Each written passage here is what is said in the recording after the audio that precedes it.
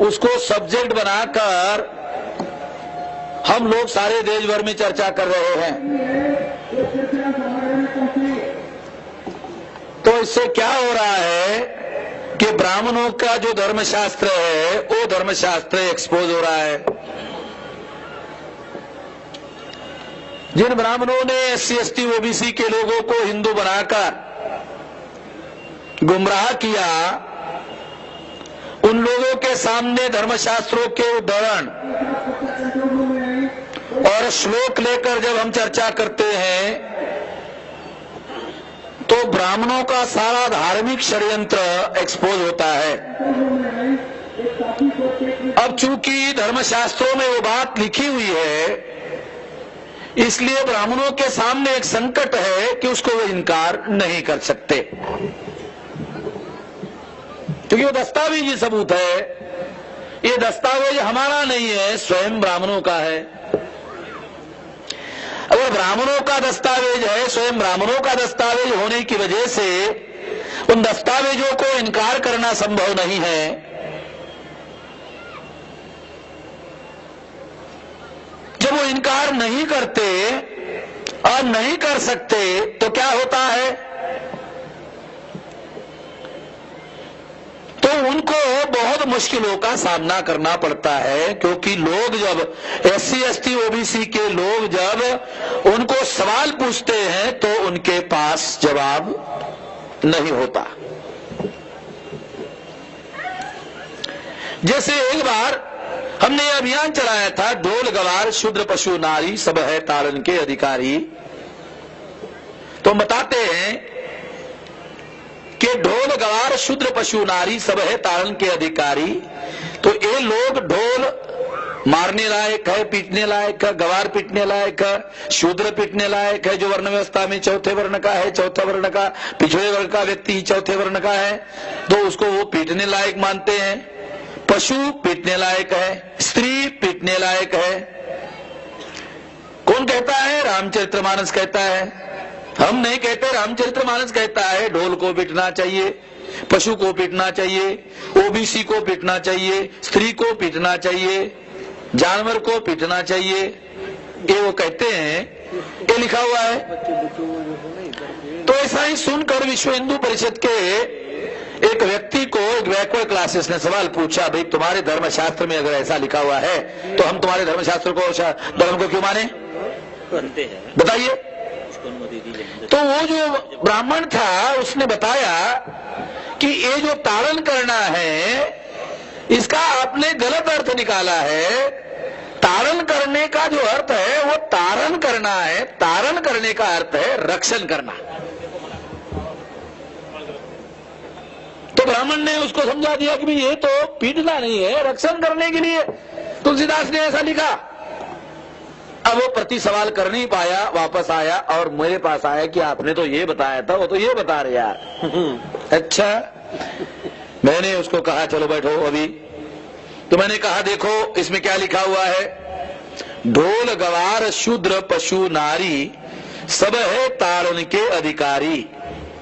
तो मैंने कहा ताड़न का अर्थ रक्षण करना नहीं होता है, पीटना ही होता है। ये मैं साबित कर देता हूं। मैंने उसको कहा देखो ढोल गवार शूद्र पशु नारी, यानी गवार पीटने लायक है। चलो मानते हैं गवार अनपढ़ है इसलिए उसको रक्षा करनी चाहिए, पशु की रक्षा करनी चाहिए, शूद्र की रक्षा करनी चाहिए, स्त्री की रक्षा करनी चाहिए। चलो ये बात तो समझ में आती है, मगर ढोल की रक्षा करनी चाहिए साला समझ में नहीं आता।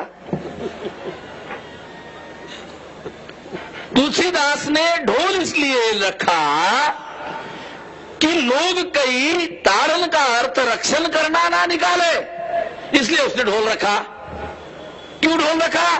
क्योंकि ढोल से अगर आवाज निकालनी है तो ढोल को पीटना ही पड़ता है, तभी ढोल से आवाज निकालती है। तो पीटने का ही अर्थ लिया जाना चाहिए, इसलिए ढोल उसने रखा। उसको कहा, बैकवर्ड के व्यक्ति को कहा तो उसने कहा अब आने दो उसको, मैं अभी मैं उसको बताता हूँ। अभी समझ में आ गया है, अभी मामला पूरा हो गया। अब सर मैंने कहा आपको अधूरा जानकारी थी, असल में वो जो पंडित है तुमको एकांत में बोल दिया है, तो पाला उसका किसी और के साथ नहीं हमारे साथ पड़ा हुआ है। हमारी योजना बनाकर सारी चीजें हम लोग कर रहे, इतना आसान मामला नहीं है। तो जब मैं जबलपुर गया तो वहां प्रवचन चल रहा था, तो संत ने प्रवचन किया और बताया कि कुछ लोग ढोल गवार शूद्र पशु नारी सब तारण के अधिकारी, इसका गलत अर्थ बता रहे हैं, लोगों को गुमराह कर रहे हैं। ऐसा वो संत का प्रवचन जो है पेपर में छपकर आया। तो हमको समझ में आया कि साली हमारी जो गोली है वो निशाने पर लग रही है, हमारी जो गोली है वो निशाने पर लग रही है। तो ये लगने से ब्राह्मणों के धर्मशास्त्रों के अंदर लिखी हुई बातें हैं, जैसे गीता सबसे बड़ा ग्रंथ है ब्राह्मणों का, वो क्या कहता है? स्त्री शूद्र और वैश्य सभी पाप योनि है। अब लिखा हुआ है, गीता में लिखा हुआ है। अगर गीता स्त्री को पाप योनि कहे, शूद्र यानी पिछड़े वर्ग को पाप योनि कहे, वैश्य को पाप योनि कहे, तो ये तीन वर्ग के लोग गीता को अपना धर्म ग्रंथ क्यों माने? बड़ा संकट मामला है और भयानक मामला है। मालूम नहीं है लोगों को, मालूम जब तक नहीं है तब तक लोग मानेंगे, जब तक मालूम नहीं मानेंगे, जब मालूम हो जाएगा मानना छोड़ देंगे। तो हमने अभियान चलाया कि लोगों को जानकार बनाया जाए। ये 10 साल से अभियान चल रहा है। तो ब्राह्मणों ने इसकी समीक्षा जरूर की होगी। जब मामला शंकराचार्य के दरबार में गया तो बगैर समीक्षा से ये मामला नहीं गया, और शंकराचार्य बैठे, उसमें भी आरएसएस ने षड्यंत्र किया, योजना बनाई, और SC/ST कमीशन का चेयरमैन सूरज भान जो यूपी का गवर्नर भी था,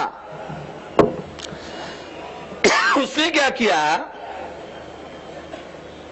कि आरएसएस या विश्व हिंदू परिषद के लोगों ने शंकराचार्य को मांग की, इसलिए शंकराचार्य मीटिंग लेकर इस पर विचार कर रहे। ऐसा नहीं, एक शेड्यूल कास्ट के आदमी ने मांग की, इसलिए शंकराचार्य उस मांग पर विचार करने के लिए बैठे, और बैठकर उन्होंने 4 में से 3 शंकराचार्यों ने सहमति जताई कि भाई धर्मशास्त्रों में सुधार होना चाहिए। ऐसा दिखाकर उन्होंने दिखाने की कोशिश की कि ये जो शास्त्र है इसमें कुछ गड़बड़ी हुई है, इसका सुधार होना चाहिए। जो लोग इसके विरोध में अभियान चला रहे हैं, इनको आजाद करने का, धार्मिक गुलामी से आजाद करने का, तो हमारा ये अभियान ब्राह्मणों का जो धर्म है वो धर्म नहीं है, ये गुलाम बनाने का षड्यंत्र है। ये अभियान जब हमने शुरू किया तो ये इस पर चोट पड़ना शुरू हो गया। उसके बाद उन्होंने इसको काउंटर करने की रणनीति बनाई, और उस रणनीति के तहत ही 3 शंकराचार्यों का ये मुद्दा सामने आया। 4 बैठे, 3 ने सहमति दी, 1 ने विरोध किया। एक ने कहा कि अगर ये बातें निकाल दी जाएगी तो शरीर से आत्मा निकालने के बाद जिस तरह से शरीर जिंदा नहीं रहेगा, तो ये बातें अगर हम निकाल देंगे तो हमारा क्या रहेगा। उसका चौथे शंकराचार्य का भी जरा कहना गलत नहीं है, क्योंकि इनका सारी बदमाशी तो इसी में है। तो कुछ देर के लिए ये मामला रुका पड़ा है, मगर आने वाले समय में, क्योंकि ये लगातार हम मामला ये डिस्कस और डिबेट में धार्मिक गुलामी से आजाद करने का जो हमारा अभियान है वो चालू रहेगा। तो इसलिए ये सब्जेक्ट जो है, ये सारा जो षड्यंत्र चल रहा है धार्मिक गुलामी बनाने के रेफरेंस में, उसको एक्सपोज करने की दृष्टि से ही ये चर्चा हमने रखी है। इस बात को ध्यान में रखते हुए मैं ये मानता हूं कि इस सब्जेक्ट पर डिबेट होगा, चर्चा होगी। मुझे आशा है कि इस स्लाइड में आप लोगों को काफी कुछ इन्फॉर्मेशन मिलेगा। धन्यवाद।